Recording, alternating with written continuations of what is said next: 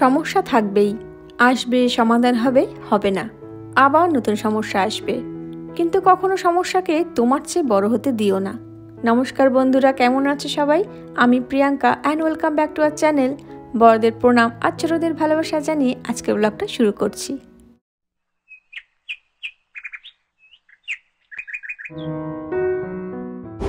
আজ বুধবার, এই স্কুল করে ফিরবো এখন বাড়ি। ও আসছে নিতে। কালকে আমাদের এখানে ট্রপিক্যাল স্টর্মের ওয়ার্নিং দিয়েছে, তো কাল এখানে সব ছুটি। এই ডিস্ট্রিক্টের, আমাদের অরেঞ্জ কাউন্টি ডিস্ট্রিক্টের সব ছুটি, তো আমার স্কুলও ছুটি। এই সবে নতুন ঘরে ঢুকলাম, ঢুকে না ঢুকে আবার আরেকটা ওয়ার্নিং। দেখি কি হয়। অলরেডি ওয়েদারটা দেখছো কেমন হাওয়া হাওয়া, আর রোদ্দুর তো একদমই নেই, অন্ধকার হয়ে আছে। আজকে আশায় বসে থাকা যে কালকে অতিথি কখন আসে এরকম আর কি। তো কালকে কি হয় সেটাই দেখার।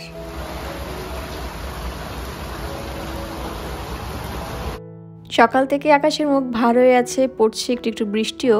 আর অ্যালেক্সাও বারবার নোটিফিকেশন দিয়ে যাচ্ছে যে হারিকেন অ্যালার্ট আছে আজ সন্ধ্যের পর থেকে। আর মাঝে মাঝে খুব বৃষ্টি হচ্ছে, পরক্ষণে থেমেও যাচ্ছে, তারপর আবার শুরু। বৃষ্টি ফোঁটা যেখানে পড়ছে সেখানে দেখো কেমন ছোটের মতন জল চলে যাচ্ছে, আর কোনো ডিরেকশন নেই, উল্টো পাল্টা ডিরেকশনে হচ্ছে, কোনো ডিরেকশন নেই। হ্যাঁ,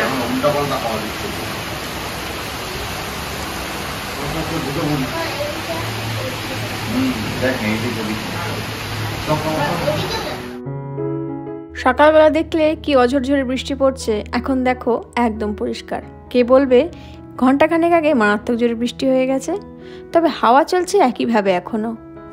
রাত এখন 9:30 বাজে, কিছু হয়তো দেখা যাচ্ছে না, কিন্তু হাওয়ার জোরটা শুনতে পাচ্ছ কিনা বুঝতে পারছি না।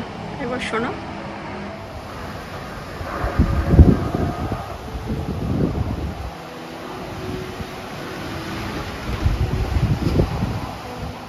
মারাত্মক জোরে আওয়াজ দিচ্ছে। আমি শুয়েছিলাম, কাছের জানলায় এত আওয়াজ আসছিল। ফ্লোরিডার ট্রপিক্যাল স্টর্ম এরকমই, এই বৃষ্টি এই রোদ। তবে দেখলে হাওয়াটা মোটামুটি একই থাকে, বরঞ্চ রাতের দিকে আরও বাড়ে। সকালের দিকে ওই 60 থেকে 70 MPH মতন ছিল, আর রাতে অনেকটাই বেড়ে গেছিল, প্রায় 100 থেকে 120। তাই বারবার হারিকেন অ্যালার্ট আসছিল, কারণ হাওয়ার জোর যখন 74 MPH এর বেশি হয়ে যায় তখন এখানে হারিকেন ডিক্লেয়ার করে। গুড ইভিনিং সকলকে। আমরা এখন যাচ্ছি বাজার করতে, মাসের প্লাস সাপ্তাহিক। আর তোমাদের জানিয়ে দিই, কাল তো দেখলে হারিকেন নিয়ে চলে গেল, আর কাল আমাদের মানে সেন্ট্রাল ফ্লোরিডাতে হারিকেন হেলেন তেমন কোনো ক্ষয়ক্ষতি করতে পারেনি। তবে ফ্লোরিডার গালফ কোস্ট, মানে যেদিকে গালফ অফ মেক্সিকো আছে, সেই দিকে লাগোয়া অনেক এরিয়ায় ধূলিসাৎ হয়ে গেছে। তাছাড়াও নর্থ আর সাউথ ক্যারোলিনা, টেনেসি, তারপর ভার্জিনিয়া, জর্জিয়া, এই সব স্টেটগুলিতেই অনেক ক্ষয়ক্ষতি হয়েছে। আর সব রাজ্য মিলে 100 জনেরও বেশি নিহত হয়েছে। তো ভগবানের কাছে এইটুকুই প্রার্থনা করতে পারি, যারা স্বজনদের হারিয়েছে আর যারা এই হারিকেন হেলেনকে পরাজয় করতে পেরেছে, তাদের মনের জোর যেন উনি সবসময় অটুট রাখেন। কত? এটা $174.9, মানে $175, আর এটা $250। পাটেল ব্রাদার্সে মাসে এক-আধবারই আসা হয়, আর প্রতিবার যখন আসি কিছু না কিছু নতুনত্ব থাকেই। আর পাটেল ব্রাদার্স কি সেটা নতুন করে আমাকে আর বলতে হবে না নিশ্চয়ই। তবুও যারা নতুন বন্ধু আছো তোমাদেরকে বলে রাখি, এই পাটেল ব্রাদার্স হলো ইউএসএতে সবচেয়ে বড় ইন্ডিয়ান গ্রসারি চেইন, যেখানে সমস্ত শাকসবজি সহ নিরামিষ সব খাবার তো পাওয়াই যায়।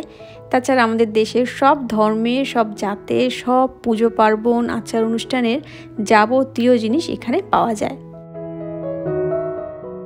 আরেকজনকে দেখো, নিজের পছন্দের জিনিস টুকটুক করে তুলে নিচ্ছে কেমন। দেখো পচা আছে নাকি? না, কি আছে? হয়ে যাবে তো। হ্যাঁ, লাউ তো নিলে, চিংড়ি তো নেই ঘরে।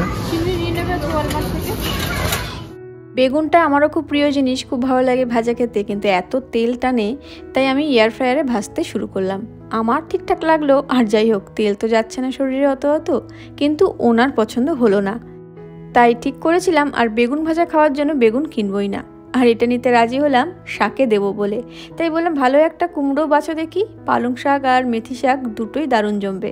আর আমরা 4 জন এই শাক জাতীয় খাবার খেতে খুব ভালোবাসি। তার উপর এখানে যখন ইউরিয়া ফ্রি একদম টাটকা শাক পাওয়া যায়। এই দিকটা হচ্ছে পাটেলের ফ্রেশ কিচেনের জিনিসপত্র। আর এই রুটিগুলো যা দেখছো একদম ফ্রেশ তৈরি করে প্যাকেটে প্যাকেটে বিক্রি করে, খুব বিক্রি হয় জানো তো। আমরা এই প্রথমবার কিনছি, কারণ স্কুল থেকে ফিরলে এই রুটি করার আর টাইম থাকে না, ফলে অন্য খাবারের ভাবনা করতে হয়। তখন এগুলো থাকলে অনেকটাই সুবিধা হয়, জাস্ট তাওয়ায় গরম করো আর খাও। এটা অন্যরকম একটা মেরিগোল্ডের কি নতুন বেরিয়েছে, তাই না? পেটিট কি পেটিট বড়ি কি টি বিস্কিট পেটিট কি জানি উচ্চারণই করতে পারছি না আমি, অন্য ল্যাঙ্গুয়েজে এটা একটা নিয়ে যায় নাকি? হ্যাঁ ঠিক আছে চলো। ওই অ্যাক্সিডেন্টের পর থেকে এখানে আর আসাই হয়নি। আর কিনে রাখবোই বা কোথায় বলো? দেখলেই তো লাস্ট 1 মাস কীরকম ঘোরা ঘুরতে হলো আমাদের। তাই সারা মাসের বিস্কুটের সম্ভার আজকে নিয়ে যাচ্ছি। কলেজি নিয়ে নাও, অনেক বিস্কুট হয়ে গেছে। বিস্কুট একটু বেশি কিনে রাখি, কারণ আমার বিকেলে স্ন্যাক্স বলতে ওই রকমারি বিস্কুটই। খুব ভালোবাসি ওই বিস্কুট, বলতে পারো চা খাওয়াটা একটা বাহানা বিস্কুট খাওয়ার জন্য। বাহ কি সুন্দর প্রদীপগুলো না! অলরেডি দেখছি দীপাবলি ডেকোরেশনের জিনিসপত্র স্টক করতে শুরু করে দিয়েছে এরা। নেবে দেখে দেখে নাও, এবার একটু এই খসলা মেশানো থাকে, সব কটাতেই থাকে এখানে। ইদানিং দেখছি পোস্তর সঙ্গে তিল মেশাচ্ছে, কি করবে বলো? যে হারে পোস্তর দাম বাড়ছে, আর যেখানে এটা গুজরাটিদের দোকান, তাই তাদের মার্কেটিং স্ট্র্যাটেজি সম্পর্কে আমাকে নিশ্চয়ই নতুন করে কিছু বলতে হবে না। যাই হোক, বাঙালিরা তো শুধু মাছে ভাতে বাঙালি না, ডালে ভাতেও বাঙালি বটে। তাই চলে এলাম ডালের সম্ভারে, ছোলার ডাল আর ঘুগনির ডাল কিনতে। হ্যাঁ সোয়াবিন লেখা আছে তো। না না এটা না, তাহলে নয় নয়, দেখতে কেমন যেন লাগে। এই ঘুগনির ডাল আর খুঁজে পাচ্ছি না, এই কি রে ভাই? কালা চানা বাটিনা, হ্যাঁ হ্যাঁ হ্যাঁ এইটাই, হ্যাঁ হ্যাঁ এটাই ঘুগনি। ভাটানা হোয়াইট, হ্যাঁ এটাই এটাই, এই তো ইয়েলো পিস লেখা আছে। ও ঋত্বিক রোশন আমার ধূপের অ্যাডভার্টাইজ দিচ্ছে, মন্থন ধূপ স্টিক্স। যাই হোক, ঠাকুরের জন্য কিছু কেনাকাটি করতে হবে। এটা ভালোই, এটা মাও দিত আগে, দারুণ গন্ধ এটা। এবার খুঁজছি নকুল দানা, ধূপকাঠি তো হলো, নকুল দানা এই তো পেয়েছি। কোথায়? এই যে বাতাসা, বাতাসা আমি দেখিনি, কিন্তু ওই বাতাসা নেই, এই মোটা দানার চিনি আছে আর তিলের নাড়ু মতন আছে। ঠাকুরের জন্য কেনাকাটি ডান। আর এখানেও দেখো কত সুন্দর সুন্দর ঠাকুরের মূর্তি আছে, আর তার নিচেই চোখে পড়লো মামা আর্টসের প্রোডাক্ট। আগে ছিল কিনা জানি না, তবে আমার এইবার প্রথম পড়লো চোখে। দেখতে না সাদার মধ্যে দারুণ দেখতে, এইরকম বলছিলাম ঘরের বাইরে লাগাবার জন্য। বাপরে কতগুলো ব্যাগ হয়ে গেল দেখেছো? আজকের মতন অনেক হলো গ্রসারি শপিং। তোমরা ভাববে মেয়ে দুটো কোথায়? আসলে ওরা খেলার টাইম ছেড়ে আমাদের সাথে একদমই বাজার করতে আসতে চায় না, তাই ওরা ওদের বন্ধুর বাড়ি খেলতে গেছে, আর এই ফাঁকে আমরাও বেরিয়ে পড়লাম বাজার করতে। এরপর আমরা এইগুলো ঘরে রেখে মাছ কিনতে যাব। এক পথে যেতে পারতাম, কিন্তু ঠাকুরের জিনিস আছে, তাই এখন আর মাছ হাত করতে ইচ্ছা হচ্ছে না। যদিও এইসব কিছু ম্যাটার করে না, যতক্ষণ মন পরিষ্কার তো সব কিছুই পরিষ্কার। এখন উপায় না থাকলে একসাথে সব কিনে ঘরে ঢুকতে হতো আমাদের, কিন্তু বাড়ি থেকে মাছের বাজারটা জানো তো খুবই কাছে, তাই বারবার যেতে আসতে পারছি। আমরা যাচ্ছি বম্বে বাজার। দোকানটা যদিও বাংলাদেশি দোকান, কিন্তু এখানে আমাদের দেশের আর বাংলাদেশের তো সবই পাওয়া যায়, সাথে পাওয়া যায় মিডল ইস্ট আর এশিয়ার নানান দেশের উপাদান, পণ্য এবং হালাল মাংস। আরে বাস এই দেখো জেলি লজেন্স গুলো, কি কি ফলের? আপেল, লেবু, আঙ্গুর সবই আছে। আমি এটা দেখতে পাচ্ছি, সেই কমলা লেবুটা খেতাম যেটা মায়ের সঙ্গে সে ট্রেনে বিক্রি করতো না। এরকম ছোট ছোট কত জিনিস না আছে যা আমাদের ছোটবেলার স্মৃতিকে নাড়িয়ে দেয়। ওই রকমই এই জার ভরা লজেন্সটা। আগে একটা কিনতে গেলে ভাবতে হতো, আর এখন বিদেশে ডলার দিয়ে একটা জার কিনে ফেলছি অনায়াসে। ছোট রোটা এসছে, অঙ্গুরি চমচম। ও এই যে, হ্যাঁ গত বছর লক্ষ্মী পুজোতে রূপকদা খাইয়েছিল, ছোটর খুব ভালো লাগে। তারপর আর খুঁজেই পাইনি এই দোকানে, 1 বছর পর পেলাম। আবার কি দেখছো? দাঁড়াও দাঁড়াও, আরেকটা নতুন জিনিস এসেছে। এই বললে যে মিষ্টি খাওয়া ছেড়ে দিয়েছি। এই দেখো কি বলো, নরেনগুড়ের রসগোল্লা। শীত পড়তে না পড়তে খুব ভালোবাসে। হ্যাঁ, বারবার ছোটর কথা কেন বলছো ওর বাবা বলে দিই তোমাদের। আসলে ছোটর জন্মদিনে তেমন কিছুই খাওয়াতে পারেনি ওকে, কারণ তোমরা জানোই। তাই এখন একটা একটা আইটেম কিনছে ওর বাবা, ওর যা যা খেতে ভালো লাগে।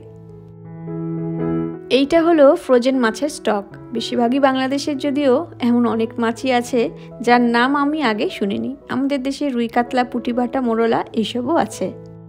বাংলাদেশের মাছ। এটা ইলিশ মাছের সেল চলছে, কিন্তু 2 পাউন্ড শেষ হয়ে গেছে, দেখেছো? 2 পাউন্ডের মাছগুলো শেষ। এইটা আছে 3 পাউন্ডের গুলো, ভালোই সাইজ আছে মাছটা, ইলিশ মাছটা, তাই না?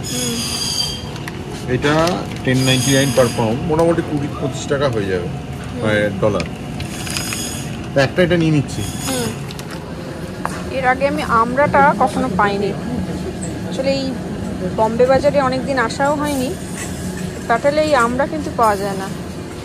আসলে প্যাটেল আর বম্বের মধ্যে অনেকটাই ডিফারেন্স আছে। প্যাটেলটা পুরোপুরি নিরামিষ, আর বম্বেটা যেহেতু বাংলাদেশি, তার উপর মাছ মাংসের দোকান আর ভ্যারাইটি মিষ্টি পাওয়া যায়, তাই বাঙালিদের বেশি প্রিয় এই দোকানটা। এখানেও অনেক কেনাকাটি হলো, কিন্তু যাওয়ার আগে জাস্ট আকাশটা দেখো একবার, কি অপূর্ব লাগছে না? ফ্লোরিডার এটাই বিশেষত্ব।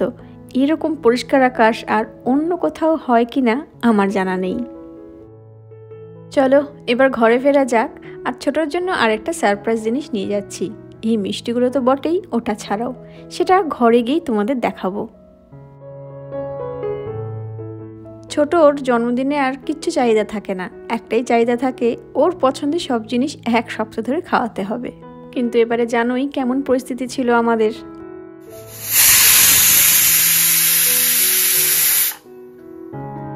পরিস্থিতি বুঝেই ও একটুও বায়না করেনি আমাদের কাছে, কিন্তু আমাদের তো মন খারাপ লাগতোই তখন থেকে।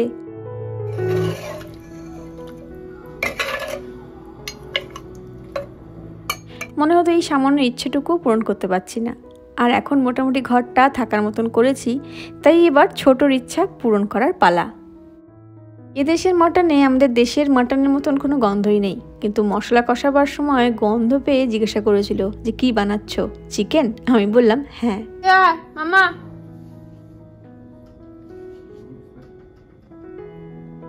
তার আজকে দাঁত পড়েছে, দেখি আঁকা কোন দাঁতটা, নিচের। হ্যাপি? তোমার জন্মদিনে বাবা খাওয়াতে পারেনি বলে তাই এখন খাইয়ে দিলা, ঠিক আছে?